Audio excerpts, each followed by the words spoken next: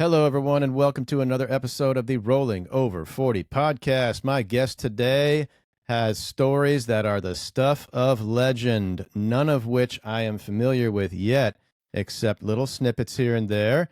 He is a training partner of mine, similar to my other guests so far. We've been training together for a little over a year now. And he has one of the most unique jiu-jitsu journeys of anybody that I train with. In fact, he was my first guest that was actually requested by another one of our friends that he may not be aware of. So this is by popular demand. Welcome to the podcast, Houman Shahi. Thanks for having me on, Connor. Yeah, thanks for coming, man. So yeah, why don't we start? Why don't we jump right in? There's two main things we need to talk about. One, you had a competition a few weeks ago, and that is the reason that you are wearing that cast, if you want to show the audience. Here it is. Yes. That happened at the competition. And the other thing, the other big topic we need to talk about is your interesting jiu-jitsu journey, which started, what would you say, 20 years ago? Yeah, I started training jiu-jitsu in three separate periods. First was 2007, then 2018, then the most recent 2024. Oh, I didn't know it was three. Okay, Yeah. so why don't we start there? Why don't we start in 2007? How old were you, and when did you how did you start training? What was the idea? Was it your parents were like, "Hey, you need to go and start doing something, get out of the house a little more," or was it your choice? And where was it? I don't even know where that gym was. So, yeah, do you want to start way back when and tell us about it? Sure. Yeah. So I had some background in karate as a kid, when I was probably 6 in Iran. And then I was 16 at the time I joined No Limits under Professor Jiva. This was 2007. So I was 16, a teenager, had just moved here from Germany, and before that I was living in Iran. So I was just trying to integrate into the culture, and jiu-jitsu seemed like a cool thing to do. My friends were doing it, so I joined. Professor Jiva was there, and this is, he was probably early 30s back then. A lot skinnier, fewer bruises and broken bones. And he still had a very thick Brazilian or Portuguese accent. So I was like, this guy's legit. I want to train under him. And And sorry, that was here in SoCal? this was in Irvine, I believe. Yeah, the No Okay. Limits gym in Irvine. And it was Professor Jiva and Professor Giuliano Prado. He was the part owner. And but I trained mainly under Professor Jiva. And I trained consistently there for a little over a year. I would go, maybe twice a day, sometimes 3 times a day. I didn't have anything to do, so that was really the thing back then. And I had Two or fun. three times a day. A I- day. Like does this mean you were like going in the morning before high school and then after high school again, or multiple times in the yeah, afternoon? I would. Yeah, I was a regular at the morning class. So I would wake up at dawn, go to class, then go to school, come back for noon. They had open mat, and then maybe go back in the evening class. That was like my best day. Um, Okay. And then I trained, and Jiva, his sense of humor. He keeps classes fun, and he would tease all the students, and Absolutely. he would make fun of me because I had a weird hairstyle back then. He would call me Homer Simpson and then Bart Simpson. Wow. So he kept it fun, and he had great sense of humor and great character. So I was like, this is a healthy masculine role model. I want to be around him and absorb all the good things he has to teach. And of course, his jiu-jitsu was great, and he set the foundation for my jiu-jitsu training. Wow. So hold on. Let's back up a minute because you mentioned so many other countries in there. So were you born in Iran? Yes. Born in Iran, and then you threw Germany out there as well. How old were you? You lived in Germany as well? Yeah, because in Iran you have mandatory military. So my parents were trying to get me out, and Germany, we had some family there, and so I was trying to live there, but they kicked me out. So I had to go somewhere else before 18, that's when I would have to go to military. Wait. So your parents were trying to get you out of Iran so that you would not have to do the mandatory military service, right? Correct. And that was you were 16 at the time? I was 14 when I Okay. moved to Germany And you lived with relatives there. with my aunt there and my cousin. For 1 year, I lived there. 1 year. Now, did you speak German before going there? No, I had to learn it. They just put me in, school, and I just picked up as much as I could in that 1 year. Wow. Okay. And so you had to learn German to be able to speak it for 1 year? Yeah, it was a tough language, man. Very rough. And do you still speak it? I can understand words here and there, but not much. All right. How about du bist ein kleines Stück Scheiße? Scheiße, scheiße. You got that last word, right? That's a little bad expression I learned from a German person many years ago. But Okay, yeah, it sounds like a naughty thing. yeah, not naughty, but yeah, not certainly not good. So hold on. So you understand German, and what other languages do you speak? I speak Farsi, fluent, Okay, and then English. I had to learn when I came okay. here. So you didn't speak any English when you came? No, None. And you were 16 when you came, or 15 was it? I was actually 14, so moved that time period 1 year back. So I was 14 when I came here. I was I think, sophomore in high school. And then I was, I think, a senior when I joined No Limits. Okay, and so you moved with family here then, as My well. mom, yeah, my mom moved Okay. here.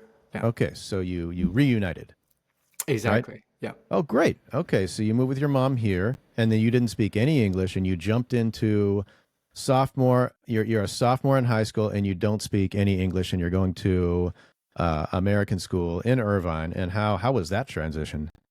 That was good. I mean, the first day in class, they paired me up with the Iranians in the school, and Irvine has a huge population of Iranians, Okay, and they showed me the ropes and they helped me out, and I was going to ESL classes, so it was gentle introduction to the culture.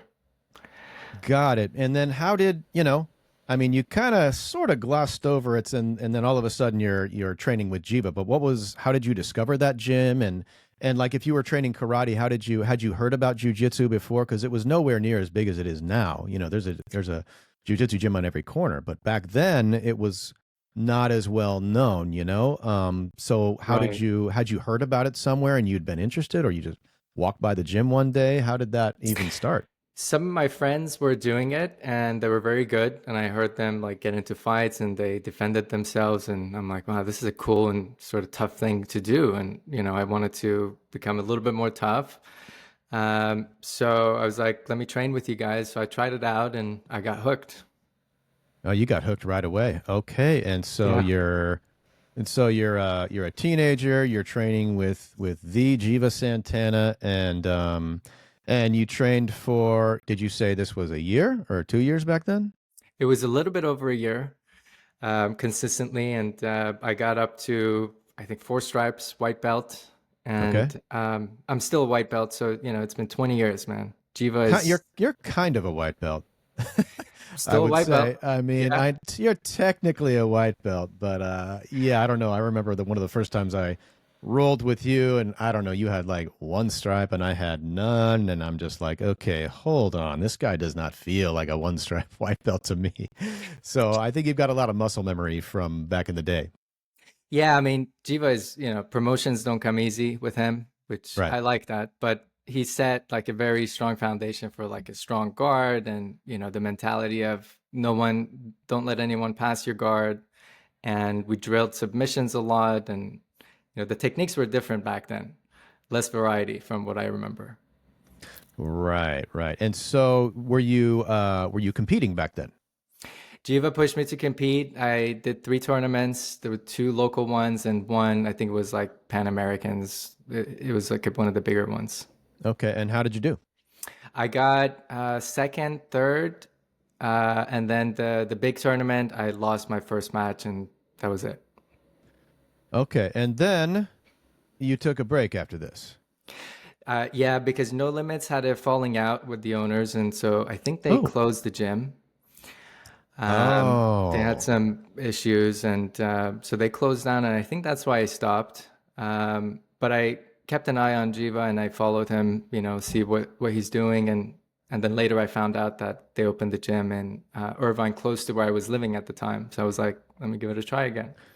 and that was in 2018? Yes. Yeah.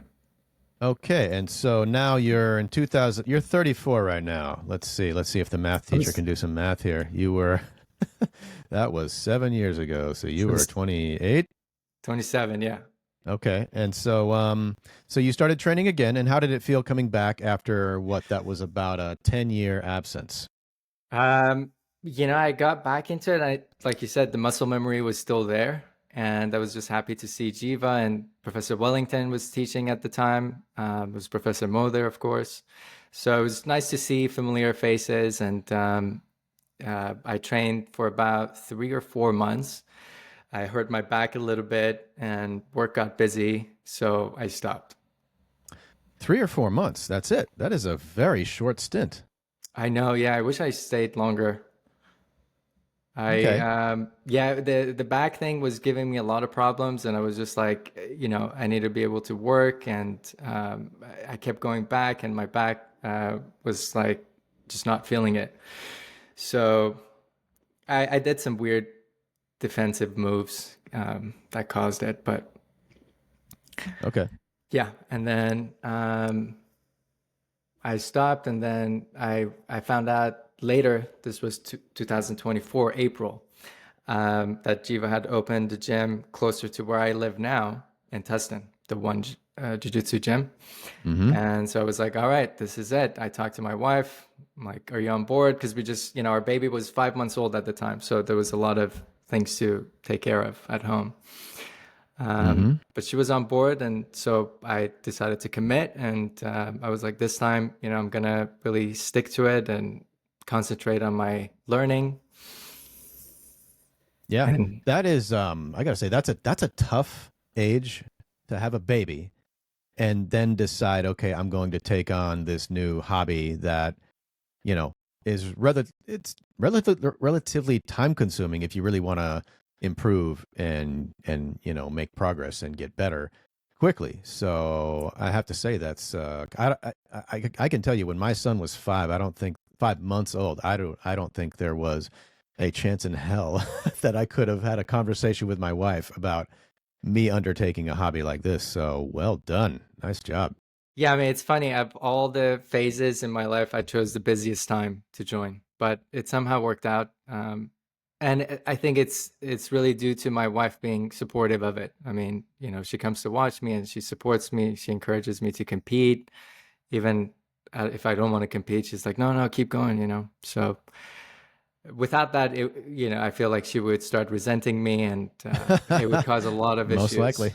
in the marriage. Most Yeah, likely.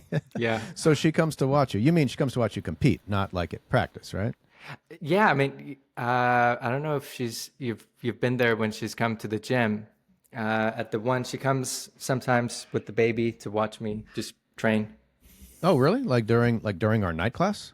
Yeah, yeah. This was Oh, a little bit before when our baby's sleeping schedule allowed for it, but yeah, she enjoyed coming, and okay.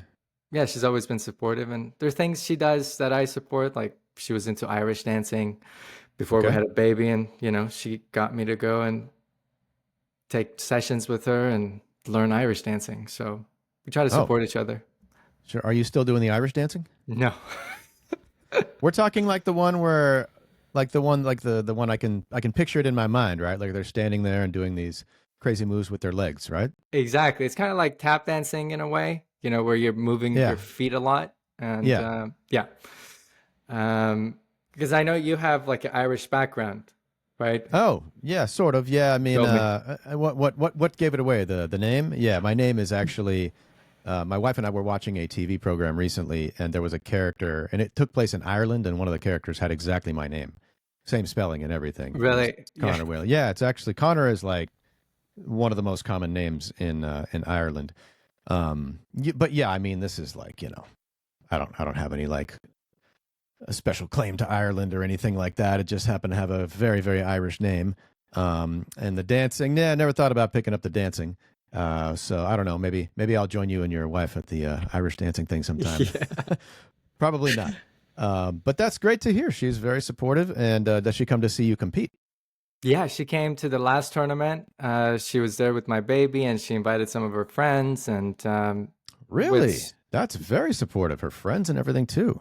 yeah, yeah, she wanted to invite more people, but I was like, no, that's just gonna make me more nervous. And it's like, Yes, right. stop it. Yeah, Having a giant cheering section all for you. Yeah, that'd be a lot of pressure. right. Yeah. So, but yeah, she's always like, keep competing, and she teases me for still being a white belt after 20 years. After 20 years. Well, with a few breaks here and there. So, and I was going to say, it must be tough for you to take a break, right? It's tough to get injured and take a break, kind of like where you're at right now, unfortunately, but you seem to be handling it very well. But then I got to thinking, I'm like, well, if anybody knows how to take a break, it's this guy. You took a 10-year break and then you took a 7-year break. So for you, this is like a few months to heal a wounded arm. This is nothing.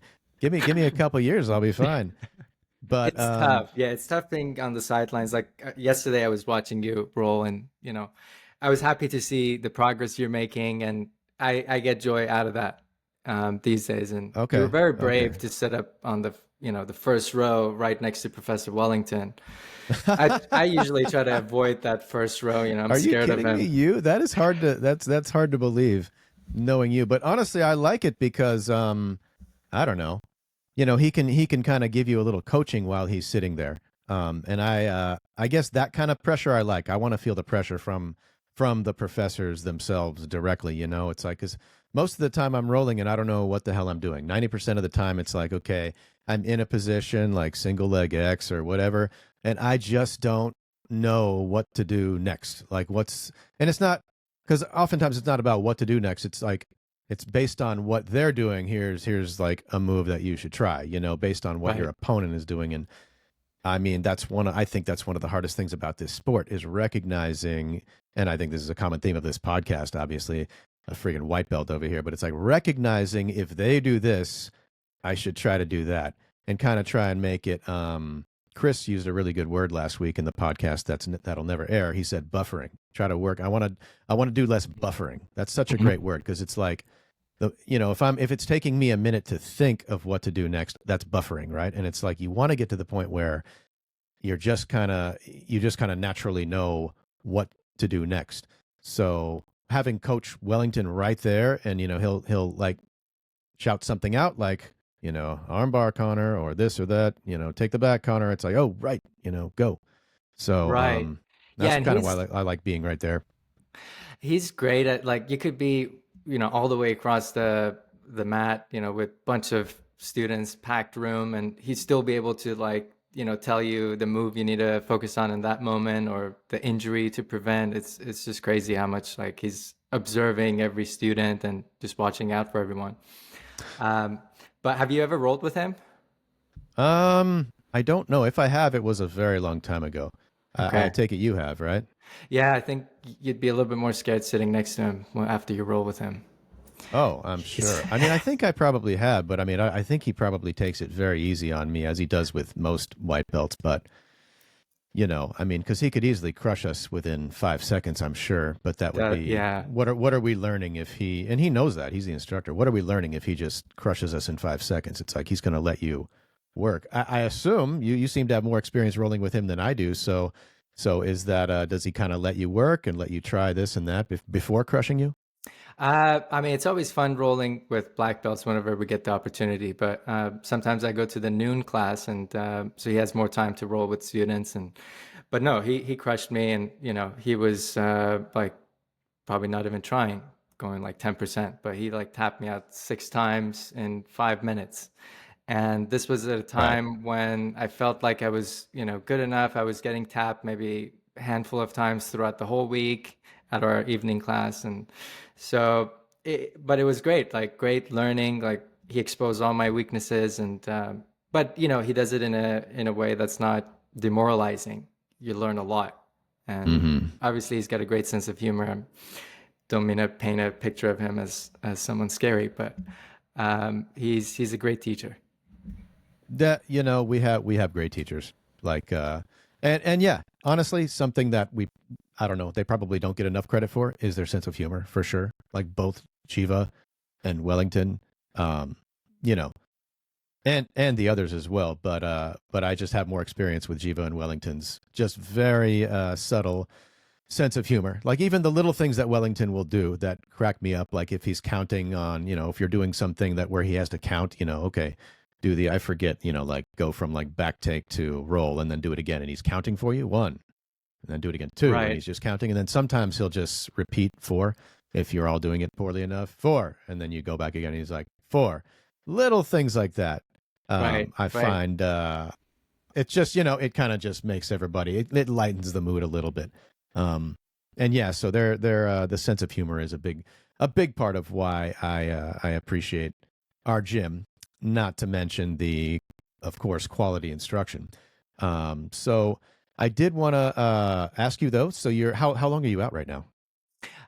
They take the cast off in 2 weeks, and then I'll probably start going to the class, just do the warm ups and the drills, and maybe some light rolls in a month or so. In a month. Okay. Well, that's sooner than it sounds like you got an update then, because the last time I talked to you, you said you were out for the initial estimate was 6 months, right? Yeah, I had to talk to the doctor, and he was like, with patients, I give them an inch and they take the mile. So he's always, gives them the longest, most conservative estimate. But he was like, no, within 2 months, you know, you'll have some mobility in your hands. Of course, he didn't say you can roll, but Well, give get you it an inch, too. you're going to take a mile. So you, Yeah, all Houman heard was, okay, I can start rolling. exactly. Okay, so you said in a month or so you can start kind of drilling and whatnot, or was that two Yeah, months? as I have to do some physical therapy to get the fingers moving again, but as soon as the bone heals, I think I should be fine, to come to class with a splinter or something like that. Okay, and why don't we move on to what the people have been requesting, which is this competition of yours from a few weeks ago. So like, how many times did you compete? And tell us all about that arm break, which somehow like a crazy badass ignored and then kept pushing through. And yeah, can you tell us how that whole competition went? Sure, yeah. So this was February, and it was a BJJ World League tournament in Anaheim Convention Center. I had 4 matches in my bracket, and I cut a little bit weight before signing up just to move to the 168 and under bracket. And I actually signed up because a bunch of the kids from the class, they were like, "Yeah, let's all do it together." So I signed up, and then they bailed on me. So I was like, "All right, I'll just do it since I already signed up." They bailed on you. It's people from our class. Yeah, I don't want to name names, but Who? I want to know right now. Just kidding. no, but they were very supportive. Like as I had 2 months to prep, and so they were all very supportive. They sacrificed roll times to help me train, and a couple of them came to watch me. There was Jason from our class. He came super early to watch me, and then Fernando. It was actually his son's birthday that day, and he made an attempt to come. He went to the wrong location, but still, he made an attempt to come. He went to the wrong location. Oh no, Yeah, poor I guy. guess a lot of people were going to the Honda Center instead of the Anaheim Convention Center. So he, yeah, mixed up the location. But That's unfortunate. yeah, uh, Okay. but yeah, a bunch of the guys were supporting, encouraging, and you know how it is at our And gym. hold on, was this your first competition? Like since, starting again a year ago? This was the third one I had Third. All done. right. So we Yeah, can hear about these others too. But okay. So this is your third. And is this the same weight class you competed at before, the 168 and under? this time I went one level below. So last time I was 182 and Oh, under. okay. This time I was naturally just dropping weight, so I just had to cut a couple of pounds, and so I made the Okay. bracket. And that's in the gi, right? Like wearing a gi, you have to be 168 or under, right? Correct. Yeah. I with the gi I weighed 165, so Okay. I had some room. Okay, yeah, I think I would not want to be in the same weight class as you. Just FYI. So How much do you I'm weigh now? I'm like 155. I hover around 155, so I'd probably have to Okay. cut like a couple pounds to be in the, to make sure that I wouldn't have to go against someone like you. And You, well, with who? the age difference, also, Oh yeah, that's right. Yeah, I wouldn't yeah, have to worry about it because I'm yeah. like 50 years older than you. So okay, right. So you were in the so you're in the 160. So that's like 155 to 168, right? Something like that. Exactly. Yeah, I think that's how it Okay, and works. you said you were training, like you were kind of specifically training for this for like 2 months. But excuse me. Yeah, for 2 months I was training and I was trying to learn from the mistakes I made the last tournaments. Okay. Mainly trying to work on my top game and sweeps. Okay. Because the tournament before that, I had one match and I the guy was like in my guard for the whole 5 minutes basically, and it was exhausting just keeping him there. Okay. And what And was yeah, sorry. I want to hear about all this, but I don't know what we'll order to, just like to maybe go in stay now, but stay on track with no, this it's one. okay. It doesn't really matter. I mean, we'll get to it all. But like okay, like since you're on that topic, let's hear about that one. You had a guy in your guard for the whole match. What what were you trying to do while he was in your guard? Were you going for arm bars? Were you going for sweeps and just none of it was working? Or like how come like why didn't you end up somehow doing something else? You know. Right. Yeah. So I was going for the 2-on-1 back take, and I was keeping an eye on the arm bar. Those were the main two things I was looking for. But the guy was very strong, and he was good at like keeping the pressure on opening my legs. So I was constantly trying to keep that elbow in check. And I just felt a little bit uncomfortable opening my guard and going for a sweep. I didn't feel comfortable enough with my sweeps at the time to, give it a shot. So I won that match by an advantage, attempting for an armbar. But the reason I wanted to focus more on the top game this time around was my wife, who was watching my match. She was like, "I thought you were losing the whole time because you were on your back." And to someone who doesn't know jujitsu, she, Yep. she thought like you being on your back is losing. So I was like, "Huh, maybe there's something to that." So I was like, okay, this time around, I want to, be comfortable enough to be able to sweep and go to the top and, finish from there. I see. So real quick though, what something you mentioned, because I don't know much about the competition and the points. That's why, I'm sure Welly, if he listens to this, will laugh. But whenever he's asking, okay, how many points for the sweep? And it's like I have zero idea. I'm usually kind of quiet, but sometimes I'll be like, sweeps. Those are worth what is it, 30 points? I'm just kidding. I know they're not. I'm not that off, but I don't know the points. But you said you won the match because you attempted an armbar. Like you get points for attempting things like that. Is that? Did you say that? Yeah, it's called an advantage. So if you attempt a submission, and I don't know exactly how it works, but if you attempt a, submission and the guy escapes or you just, give up on that, just for the attempt, you can earn an advantage. And because the score was 0-0, just that advantage got me to win. Okay. Okay. And So the score had been 0-0 because there had been no sweeps and no submissions of any other kind, I guess, obviously, and no passes. He didn't pass your guard. So you win on advantage. All right. I didn't know that was a thing. So good thing you attempted that armbar then. So you could win by that advantage. yeah, and I mean the ref wasn't even gonna give me the advantage. Jiva had to like remind him, Jiva was like Oh. he was telling him in Portuguese, like, ref, come on, that was an advantage. And Oh. then so Always good to have Jiva in your corner. yeah. So was he there watching the match that whole time? He was like coaching He you? was he was coaching me. Yeah, that time he was coaching me, and Wow. Wellington coached me the all the other matches. Wow. I mean, honestly, like I've never competed in obviously. But just what an honor to have Wellington or Jiva either like coaching you, like one-on-one coaching you during a match.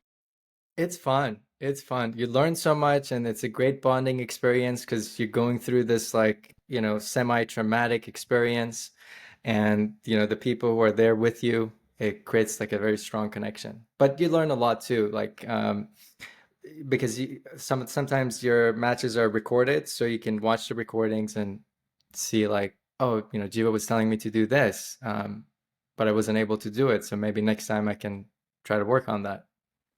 Was that match recorded? That one was an IBJJF tournament, and I don't think they record, or at least not white belts. And yeah, If they're going to record anybody, it wouldn't be the it's white not worth. belts, right? Yeah. Okay. All right. So the most recent competition is the one where you broke your arm and you had, yeah. Do you want to take us through your most recent one? This was, I think, 2 weeks ago, right? Yeah. This was early February, and I got there. I had my first match at 9 a.m. Woke up super early, got there, and I had my first match. Uh, the guy almost took my back. I made a silly mistake, and the guy almost took my back. And Professor Wellington walked me through the scape, and I got him back into my guard. And as they were repositioning us, because we were almost outside of the mat, so they had to pull you back to the center. I sort of made a joke to the guy. I was like, "You're doing a good job, man." And he looked at me and he's like, "You too." So we started smiling after like a intense exchange, just to Good, calm the good, nerves. good sportsmanship there. Yeah. And so that match I won by a choke from the back. And Oh, that's awesome. Like a rear naked. I think it was a collar choke from the back. So wow. Okay. So just to sum it up, so you made a mistake. You got your back taken, and then Almost. you almost got your back taken, and then pretty much completely turned the tables and took his back and won by a rear or a choke from the back. That sounds like a great match. That was good. Yeah, I pulled off the 2-in-1 back take they teach us in class. They were emphasizing that, I think, a few weeks before the tournament, and so I was And able to do that. you said Wellington coached you on like step by step from the sidelines on how to get the guy back into your guard.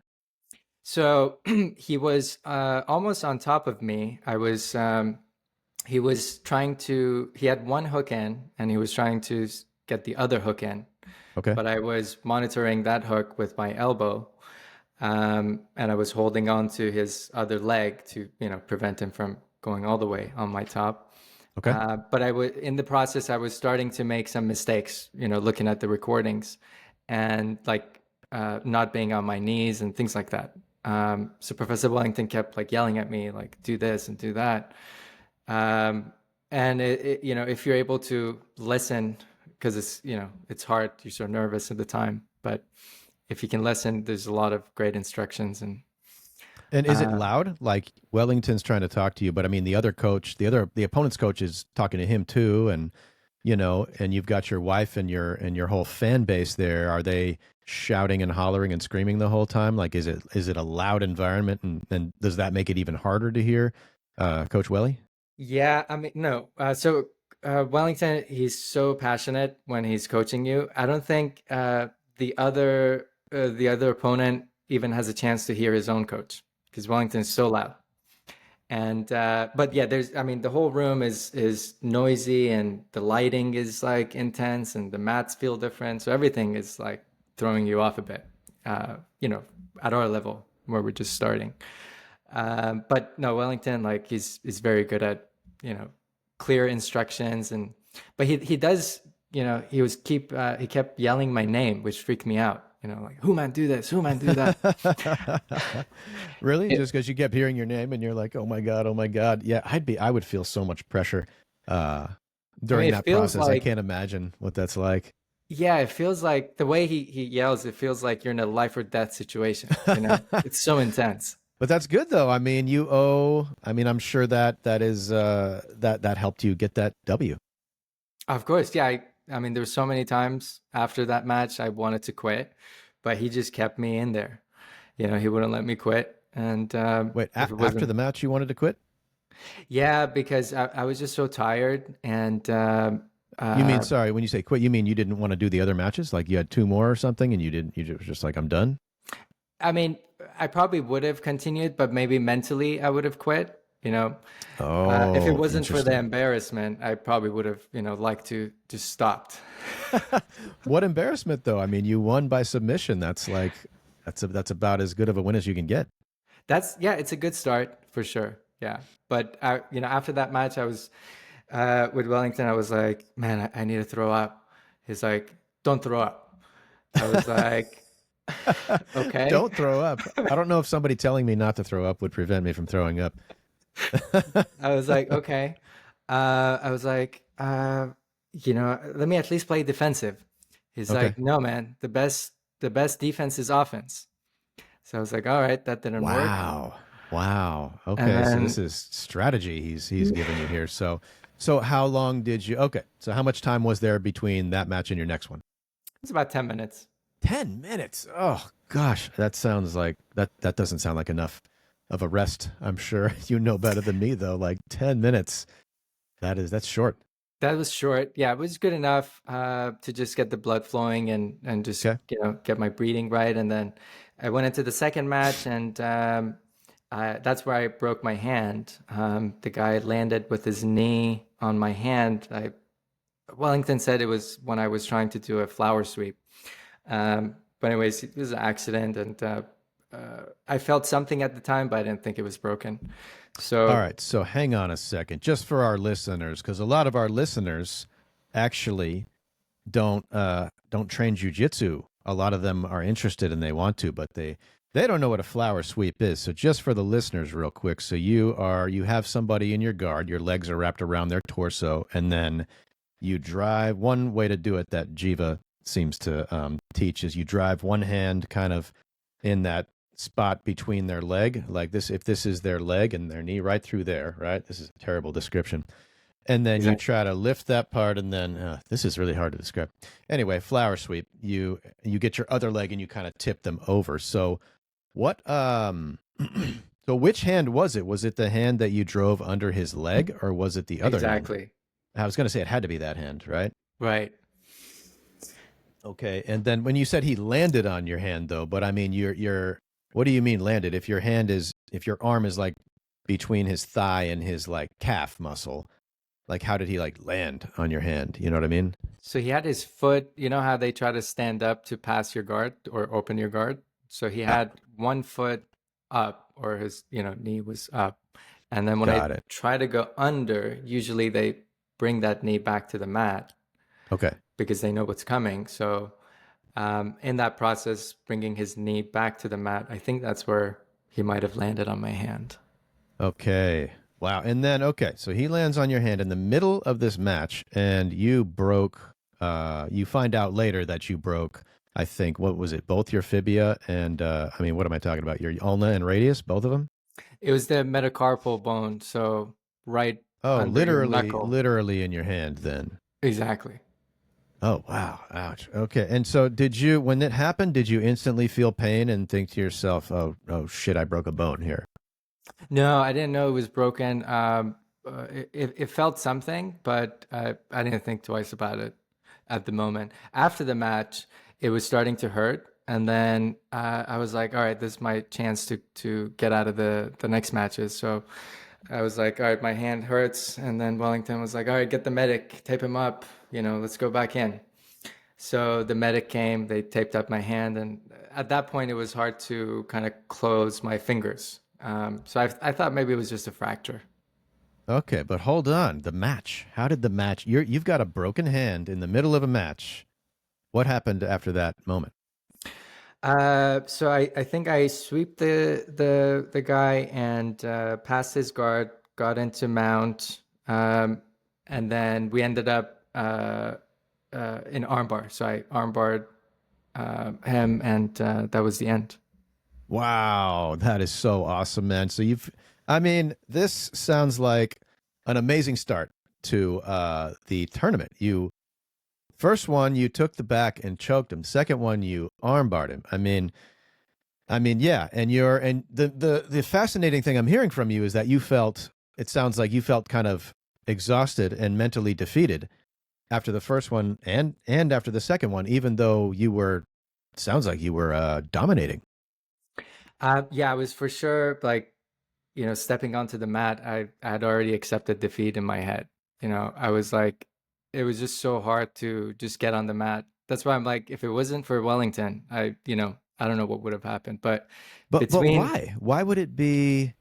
I mean, I'm trying to imagine myself ever armbarring someone in a tournament, and I feel like that would boost me up so much to where I'm like, I'll take on anybody now. So what is it about you, Houman, that to where you have an amazing success, yet you are mentally defeated in the middle of all this, yeah, I don't domination. could be mental weakness, could be just lack of conditioning, could be that I didn't want to win bad enough. It's maybe if I was getting paid for it, I'd be more motivated. You heard it here, folks. Houman wants money. So no, this is one of the craziest things that I feel like I've heard you say. It's like that you won. You took the back, you won, then you broke your hand and then armbarred him, and I mean that sounds just freaking amazing. So yeah, I'm just fascinated to hear that you didn't feel like absolutely amazing after that. Maybe it was your plan? Did you have a very specific plan going in, and you're like, dang it, I didn't execute that plan. I kind of messed up here and there. Um, yeah, I don't know, but No, it I'm didn't just have to do with technique. It was a mental thing, you know. It's just the nerves got to me. Um, and I've been trying to get better at dealing with it. But the exhaustion, I just remember being so exhausted. I don't know if it was the cutting weight or just my conditioning not being that great. Um, but I just remember after that second match, Wellington like took me away from all the other competitors because I just looked probably so defeated and he didn't want others to see me. So he took me to the back and I had, a few minutes to rest before the next match. And I just remember like kneeling down and praying to God just for strength to keep going. And Wellington kept encouraging me. And so when I stepped onto the mat for the third match, that's when I, had already accepted, whatever is going to come, I'll be happy with it. I just wanted to be able to, finish the fight and put on a good show. how bad was your hand hurting at this time? Like, when you stepped on the mat for the third match. Just bad enough where I couldn't close my fingers, or it hurt when I was closing my fingers, but they taped it up very good. And, with all the adrenaline, the pain is not a big issue. And, Okay. Okay. people have had worse, like people have continued with a tore ACL. And I've heard Jiva went into a fight back in the days with a broken rib. Um, so I guess it's common because the adrenaline just takes over. I guess so. So, okay, just I feel like I got to take a minute to just say like it is. I can just to hear you talk about just the feeling of mental defeat in spite of the success that you're having, and it's just honestly at the same time it is kind of, I don't want to say refreshing, but I feel like a lot of people are going to be able to sympathize with just the feeling of defeat in general from this sport. Um, like this has been for me, this whole week has been a very like discouraging week for me in training. And honestly, I don't know, just hearing your story and hearing you talk about mental defeat in the middle of the tournament is honestly making me, feel like, okay, I'm not the only one that feels like just, that feeling. And I'm not saying it's the same as what you felt. I'm not trying to say that at all because you were in the middle of a tournament with a broken hand and destroying people. I guess I'm just talking about like just general discouragement from feeling like, okay, just a lot, at least for me, I get a lot of just self-doubt. And I feel like I'm hearing similar things from what you're saying right now. It's like this week has been, I don't know, every class is kind of different. Sometimes I leave class feeling like, whoo, yay, exciting, fun. And sometimes I leave class like, wow, I don't even deserve this one. I barely deserve to wear a white. I don't think I need a belt at all. Is there a zero belt? Like this is, I mean, how have I not? I feel like I've learned absolutely nothing here. I'm no better than I was a freaking year ago, which I know is probably not true, but I mean, talk about mental defeat. I think this sport is unique in that it can make you feel mentally defeated, but that, mental defeat can just kind of turn to like motivation to just want to get better and improve yourself. So, and I don't mean to dwell here, but No, yeah, I'm curious, like when you feel that mental defeat, do you feel like it's because you're being too hard on yourself, or are you looking at it objectively and you're like, my techniques are getting worse, or is it just like that self-doubt talking and it's I don't know. I think it's but just hearing what you're saying, a lot of the words you're describing, and it sounds similar to how I feel on a periodic basis, and I don't know. I don't know what it is, but yeah, it's definitely. I feel like I mean, it's in very short. It's just like, man, I suck. I talked about this in the first episode with Mark. It's like we all say it. We all say it. But I personally, and maybe other people feel this way too, I personally feel like, yeah, but it's different for me because I really suck. I suck in a very unique way that nobody else sucks quite like me. So I don't know, kind of like that. It's just like I honestly feel like, and this is ridiculous, but I honestly feel like the average person could probably start jujitsu tomorrow and train for a month and be better than me and destroy me. Like I honestly feel that way. And I hope my head tells me that's not really true, but it's like, deep down, I really feel like that's true. So I feel like I feel like I need to train for like a decade before I'll feel anything other than that. So, Mhm, mhm. Well, maybe it's better to feel that way than being super confident and, you know. But yeah, I mean, I try to be as objective as possible. And when I went into the tournament, I was like, how am I doing against my peers at our class? Like, I've rolled with you, rolled with many other people. So I try to keep that in mind. I'm like, okay, so these are the situations I need to work on. And I've watched recordings of some of the competitors, from previous tournaments. So I know like some of the things they pull off in tournaments, and so I try to be objective as much as possible about it. But in the moment, when you're just so exhausted, there's very little that can encourage you. wow, yeah. And I would just say from an outside perspective, I think you strike me and probably most other people as a very confident person. So to hear that someone is just seemingly just very confident as you can be taken to that level. Again, it's something probably a little bit unique about this sport, and also maybe unique about you because you're someone that it almost makes me feel like you're. This is how all the great ones are. It's like this. Okay, sure, I armbarred that guy. That's nothing. It's not good enough. I need to do something even better than that to feel good about myself. I don't know, but I feel like we should move on to your final match where your hand's already broken and you're mentally just completely beaten down, it sounds like, and you step on the mat and Wellington is encouraging you and take us through the last match.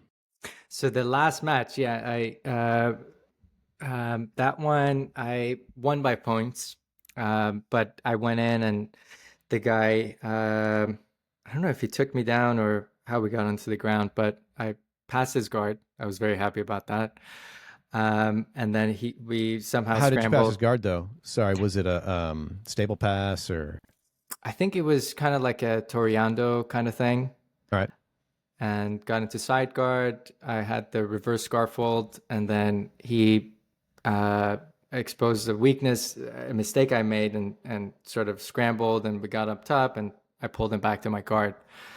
And then that was like towards the end of the match. There was like 20 seconds left. Wellington was like, "Hold on for dear life," and so I just grabbed his head and I told him like, "I'm just gonna have to stall the last 10 seconds," and he laughed, and so that was it. And you at that point, did you know you were up in points anyway?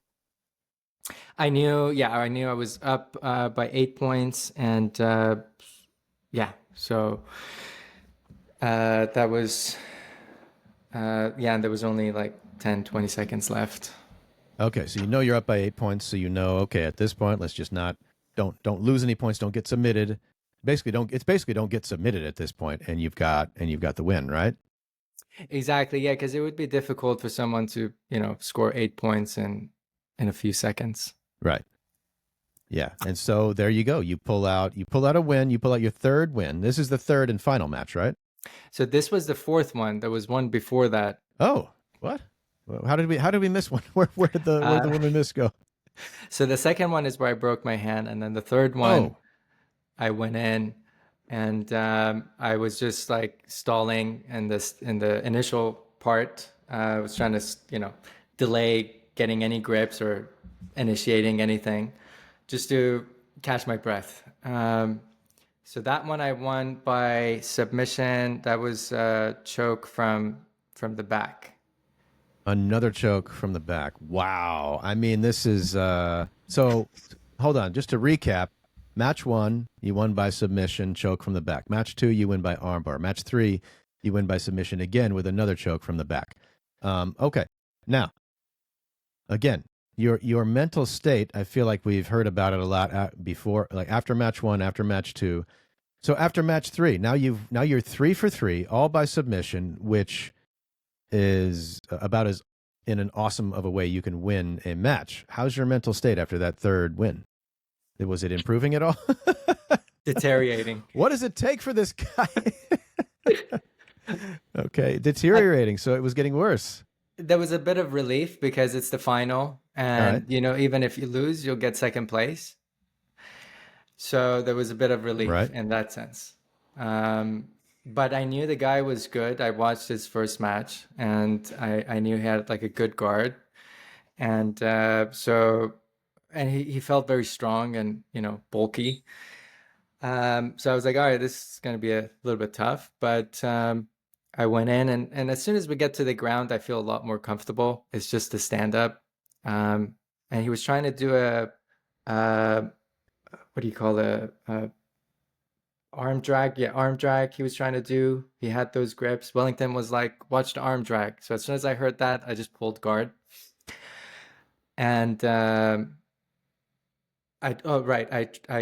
did your favorite, which is single leg X.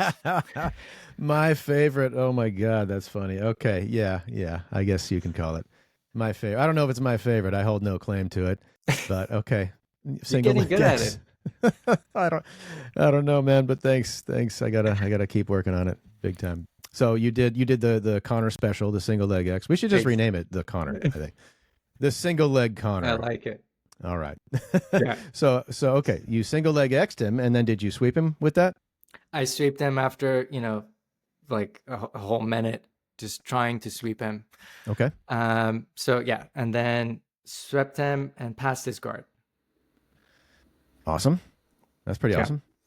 And this was the fourth match, which we already went over. Right.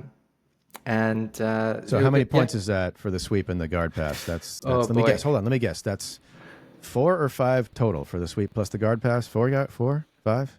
So the sweep is 2 points, I think. Passing the Okay. guard, I think it's 3 points. Hey, all right. Yeah. I know Sorry, Wellington. Sorry Yeah. for disappointing you. If you're listening. Yeah, I'm still learning the point system and all the rules and stuff. Okay. I don't think too much about it. It's hard to keep track of it when you're in the fight anyway. Right. So yeah, somehow we got to 8 points. That's the end of the story. And how was your crazy mental state? Which I mean, honestly, first of all, thank you so much for sharing that about your mental state and how mentally defeated you felt through this whole thing. Because to me, that's the most fascinating part, aside from you kicking some ass. And so the match is over. You won. Now you're 4 for 4. I mean, at any point after that, were you like, I went 4 for 4. That's a pretty damn good result. It's time to freaking celebrate. Or were you still mentally defeated and beating yourself up? I felt, the main thing I felt was just relief. Okay. I was happy just to have gone through it and been able to do at least some of the things Wellington was coaching me to do. That felt good. And And yeah, when my wife was there, she was very happy. My baby was there, and you go to the podium, take pictures with everyone. Jason came up to congratulate me and Professor Jiva, and so it was nice just exchanging those uh, nice conversations afterwards when you're relieved.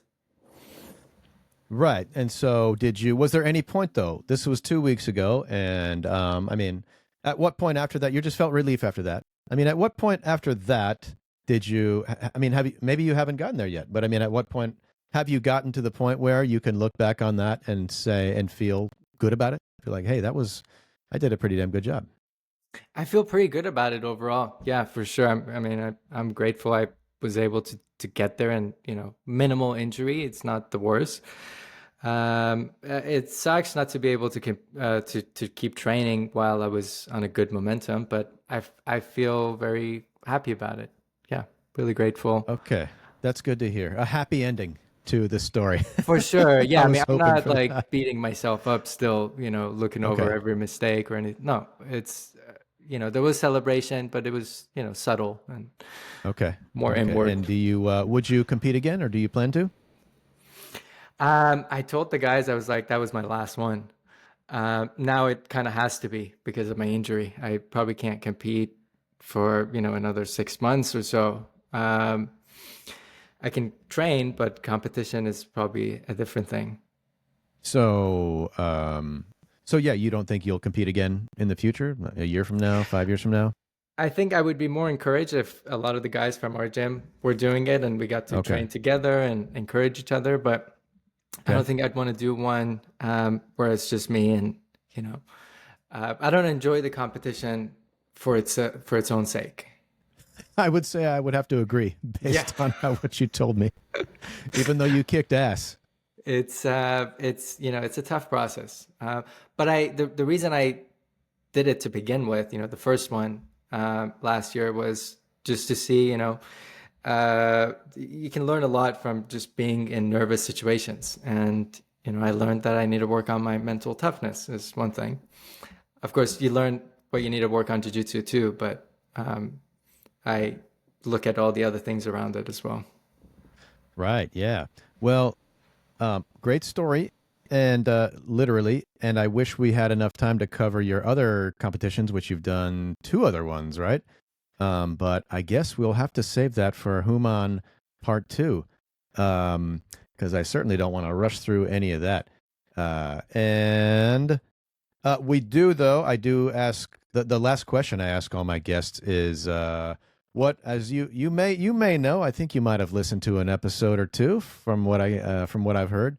What what advice do you have to somebody out there who's listening who hasn't started yet, who's been, or especially the type of person who's been thinking about it for a long time and still hasn't decided I'm going to go give jujitsu a shot yet?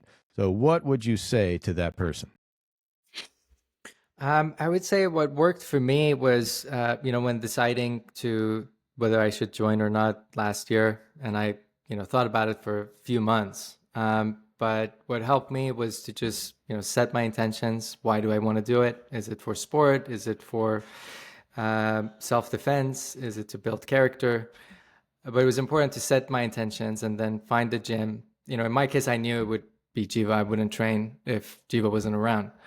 Uh, but find a gym where the gym aligns with your intentions. And I would say the main thing for me was like getting my family on board, talking to my wife before, making sure she's on board so there's no resentment. I know some of the guys at our gym, like they come, but their wives are not fully on board. So they can only train so many days.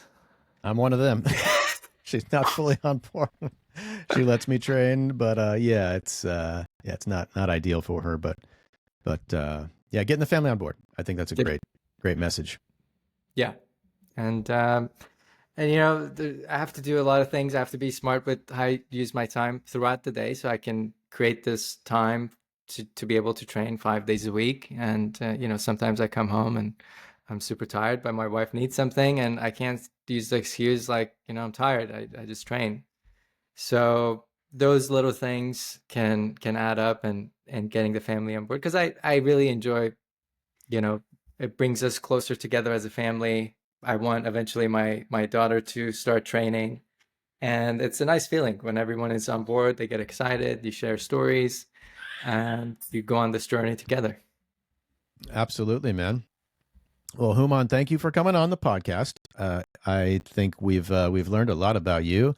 We've learned a lot about Jiva Wellington, and certainly we've learned a lot about mental toughness. So, One thing, yeah, if I can, I just wanted to yeah, end with this. There are a lot of great professors out there, but there's one thing I showed you some pictures from back in the day. yeah. And there was a picture of us. It was like 15 people in the class back then, and I shared that picture with Jiva last year when I just rejoined, and he was able to name everyone in that class. He's like, oh, there's that guy and this guy is doing this now, and this guy's doing that, and I was so impressed. Like from 20 years ago, on the spot, he knew all their names, and that just shows to me the level of care he gives each of his students. And to me, that's really what keeps me coming back to the gym. The community, as you know, is just so bonded together, and it really starts from the top. Absolutely. And for the listeners, Houman has provided me with these pictures, and I'm going to find a way to either attach them to the show notes in this podcast or on the Instagram page so that you all can see what Jiva Santana looked like 20 years ago. But it sounds like you've got more important things to do right now. Houman, I can hear a baby crying in the background. My So baby just came in. Yeah. all good, man. So hang out a minute after we hang up. But again, thanks again. And we'll see you next time. Thanks, Connor.